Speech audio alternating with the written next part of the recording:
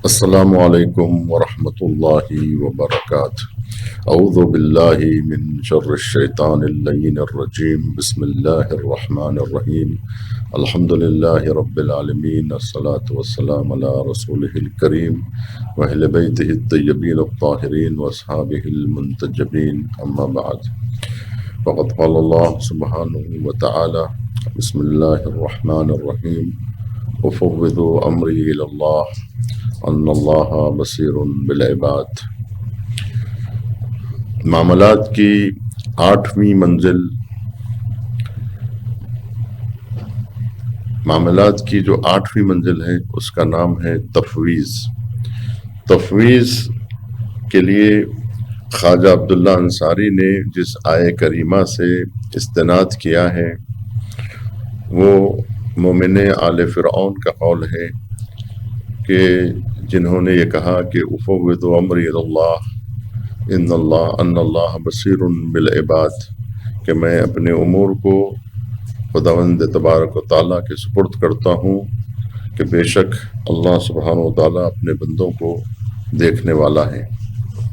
توکل کے بعد تفویض کا ذکر کیا گیا ہے کہ توکل کی طرح تفویض بھی اپنے امور کو اللہ سبحانہ و تعالیٰ کے سپرد کر دینے کے معنی میں ہے، لیکن دونوں میں نمایاں فرق یہ ہے کہ توکل اسباب مہیا ہونے کے بعد کیا جاتا ہے اور تفویض میں عمومیت پائی جاتی ہے، تفویض کا دائرہ عام ہے، یعنی تفویض توکل کو بھی شامل کرتا ہے، یعنی تفویض اسباب مہیا ہونے سے پہلے بھی ہے اور اسباب مہیا ہونے کے بعد بھی تفویض کا مرحلہ آتا ہے، لہذا تفویض پر توکل کو مقدم کیا گیا ہے۔ تفویض کا دائرہ توکل سے وسیع ہے، اس کا معنی یہ ہے کہ توکل کرنے والے کے لیے ضروری نہیں ہے کہ وہ تفویض پر بھی فائز ہو، جبکہ تفویض والے کے لیے توکل بھی شامل ہو جاتا ہے۔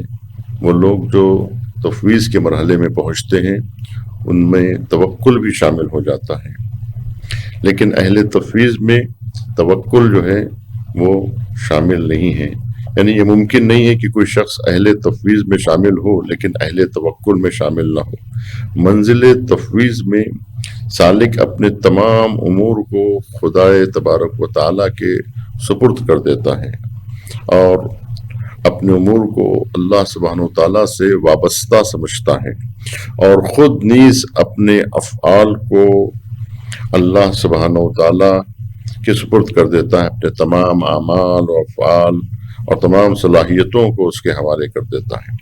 خواجہ عبداللہ انصاری نے تفویض کے 3 مرحلے بیان کیے ہیں۔ پہلا مرحلہ یہ ہے کہ بندہ اپنے امور کو اللہ سبحانہ و تعالیٰ کے سپرد کرے، یہ جان لے کہ اس کے امور میں خود اس کا اپنا کوئی دخل نہیں ہے، کہ سارے کے سارے اعمال و افعال اللہ سبحانہ و تعالیٰ کے وجہ سے پورے ہوتے ہیں۔ دوسرے کہ بندہ یہ جان لے کہ اس کے امور میں دیگر اسباب بھی کارساز نہیں ہیں۔ تیسرا مرحلہ یہ ہے کہ بندہ یہ جان لے کہ شہود سببیت بھی حق تعالیٰ کی طرف سے ہے، یعنی تمام اسباب و علل بھی اللہ سبحانہ و تعالیٰ ہی کی وجہ سے پورے ہوتے ہیں۔ تفویض کے پہلے درجے کا مطلب یہ ہے کہ جب تک سالک اپنی قدرت و توانائی کو فیض خدا سمجھتا رہے گا، وہ عذاب خدا اور اس کی نصرت و مدد سے نا امید نہیں ہوگا، یہاں تک کہ وہ اپنے وجود اور آثار و افکار ان سب کو قابل اعتبار نہیں گردانے گا، بلکہ وہ جانے گا کہ اس کی تمام تر توانائیاں حق تعالیٰ کا فیض ہے اور لمحہ لمحہ اسے عطا ہوتا رہتا ہے، اور اگر اس نے خود پر یا اپنی توانائی پر اعتبار کیا تو یہ ان کا فیض ربانی اور شرک مانا جائے گا۔ تفویض کے دوسرے مرحلے کا مطلب یہ ہوتا ہے کہ سالک خدا سے الگ ہو کر کسی بھی کار خیر کو نجات بخش نہیں سمجھتا.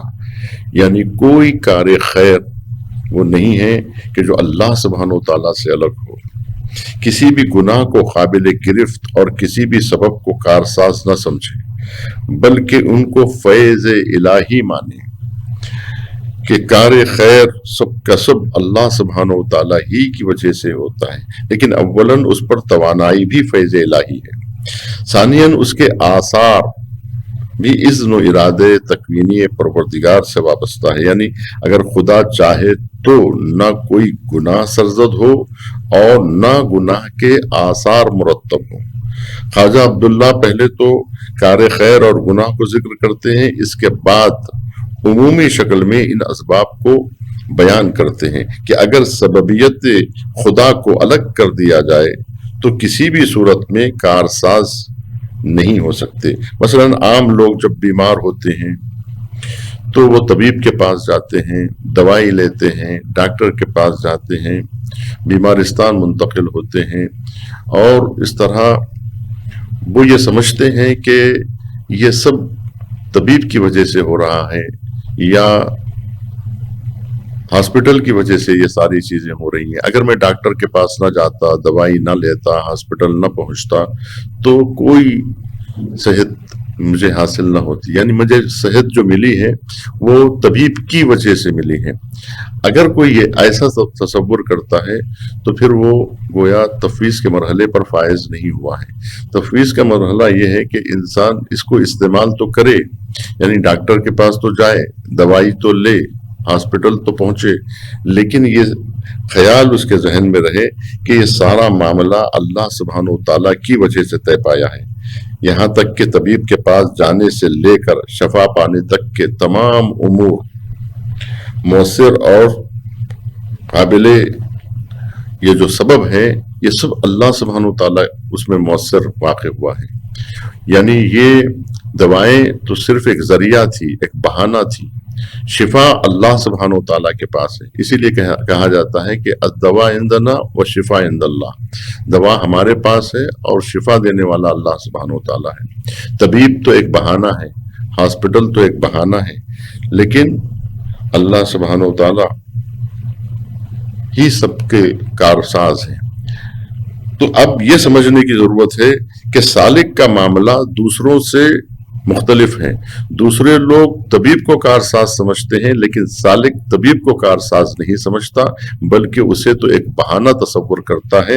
حقیقت میں فیض پہنچانے والا، عطا کرنے والا، شفا دینے والا ذات پروردگار عالم ہے. وہ پہلے درجے میں اپنی تمام تر توانائیوں کو فیض الہی سمجھتا ہے اور خود کو صاحب قدرت قرار نہیں دیتا. اسی طرح دوسرے درجے میں سالک جملہ اسباب و علل کو اللہ سبحانہ و تعالیٰ کی فیض رسانی مانتا ہے اور طبیب کی تجویزات اور دوا کی تاثیرات کو کارساز نہیں مانتا، بلکہ فیض الہی قرار دیتا ہے. اسی طرح لیکن اس کا یہ مطلب نہیں ہوتا ہے کہ انسان جد و جہد کو ترک کر دے، ڈاکٹر کے پاس نہ جائے، دوائیاں نہ لے. یہ مطلب نہیں ہے، بلکہ سالک جد و جہد کرتا ہے اور اسباب سے استفادہ کرتا ہے، لیکن اسباب کو استفادہ کرنے کے باوجود بھی اسے کامل طور پر شفا بخش نہیں سمجھتا، بلکہ اسے ایک سبب قرار دیتا ہے. اس کے معنی یہ ہے کہ جہد و تلاش اور اسباب و علل سب فیض خدا ہیں اور ذاتاً ان امور کا کوئی عمل دخل نہیں ہے، بلکہ تمام تر مدار ذات پروردگار اور ذات حق پر ہے کہ اگر وہ چاہے گا تو دوا میں اثر ہوگا، وہ چاہے گا تو طبیب کی دوائیں اثر کریں گی اور اس کا نسخہ کارساز ہوگا اگر وہ چاہے گا. یعنی اس کا مطلب یہ ہے کہ وہ امور کو اللہ سبحانہ و تعالیٰ کی دین سمجھتا ہے. طبیب اور ڈاکٹر کو سبب کو ہی سب کچھ نہیں سمجھتا، بلکہ سبب کو صرف سبب سمجھتا ہے. تمام امور ذات حق کے وہ سپرد کرتا ہے. تفویض کے تیسرے درجے کا مطلب یہ ہوتا ہے کہ سالک حرکت و سکون، تنگی و فراخی اور اضطراب و اطمینان میں محض خدا ہی کو شہود قرار دے اور محسوس کرے کہ اللہ سبحانہ و تعالیٰ ہی ہے جو یہ سب کام بجا لا رہا ہے. یعنی کسی غیر کو جو ہے وہ نہ سمجھیں۔ اس بنیاد پر پہلے اور دوسرے درجے تفویض میں سالک اپنی یا غیروں کی توانائی اور سببیت کو محض اللہ کی طرف سے جانتا ہے اور حدود شرعیہ کے دائرے میں رہ کر ان سے استفادہ کرتا ہے۔ لیکن تیسرے درجے تفویض میں سالک سببیت حق تعالیٰ کو شہود کرتا ہے، محسوس کرتا ہے اور دیکھتا ہے کہ حرکت و سکون، تنگی و فراخی، یہاں تک کہ اضطراب و اطمینان قلبی فقط منشأ ربانی ہے۔ یہ سب سببیت الہی کے معلول ہیں، یعنی اگر اللہ نہ چاہتا تو ان میں کوئی بھی چیز ہمارے لیے سبب نہ بنتی، یعنی اسباب مہیا کرنے والا بھی ذات پروردگار ہے، اور ان دوائیوں میں اثر دینے والا بھی اللہ سبحانہ و تعالیٰ ہے۔ یہ سالک کو شہود حاصل ہوتا ہے اور وہ اپنی آنکھوں سے، یعنی اپنے قلب کی نگاہوں سے، اپنے ایمان کی نگاہوں سے اس مسئلے کو اس طرح سے دیکھتا ہے کہ ان اللہ بصیر بالعباد، کہ اللہ سبحانہ و تعالیٰ اپنے بندوں کو دیکھتا ہے اور اس کے حال سے واقف ہے۔ اس کا احساس، اس کا شہود در حقیقت سالک کو ہوتا ہے۔ سالک اس منزل پر فائز ہو جاتا ہے جہاں اللہ سبحانہ و تعالیٰ پر ایمان لے آتا ہے اور یہ محسوس کرتا ہے کہ ان اللہ بصیر بالعباد۔ تب ہی جو ہے اس کی تفویض واقعی طور پر مکمل ہوتی ہے کہ اپنے امور کو اللہ سبحانہ و تعالیٰ کے ایسے سپرد کر دینا کہ کوئی سبب ہو، کوئی اسباب ہو، کوئی علل ہو، سب کے سب یہ سبب ہی ہے، اور اس سبب میں بھی اثر ڈالنے والی ذات پروردگار ہے۔ کہ یہ عام انسانوں سے ہٹ کر یہ مرحلہ ہے کہ سالک کی توجہ جو ہوتی ہے وہ اس ایمان کی بنیاد پر ہوتی ہے کہ جہاں وہ اپنے امور کو ذات حق، ذات ربوبیت، ذات ربانی کے سپرد کر دیتا ہے اور وہ توکل کرتا ہے اللہ سبحانہ و تعالیٰ کی ذات پر۔ والسلام علیکم ورحمۃ اللہ وبرکاتہ۔